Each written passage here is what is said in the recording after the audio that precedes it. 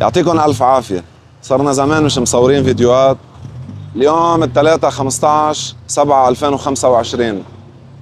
اليوم رح نفك عن تمثال الصباح، نقطة بيعنا اللي تعودتوا عليها، نقطة بيع البان وأجبان الشيف جوهر، لننتقل إن شاء الله بوقت قريب جدا على مكان جديد بحل جديدة بصورة جديدة بنشرح عنها لاحقا. هلا بعرف انه كان لازم ننتقل من مطرح على مطرح وما لازم نسكر هيدي الفترة الوردية، ولكن شاءت الظروف هيك. على كل حال بهذا الصدد حنوفر خدمة دليفري للنبطية ومحيطها خلال هيدي الفترة الوردية ما بين تسكير هون والافتتاح بالمحل الجديد. خدمة دليفري مجانية لزبايننا اللي بيترددوا لعنا بشكل دايم. فللتواصل على الرقم اللي تعودتوا عليه، رقم شيف جوهر 76-802-883. حنكون نحن بخدمتكم ان شاء الله من 8 الصبح ل 8 المساء اذا الله راد.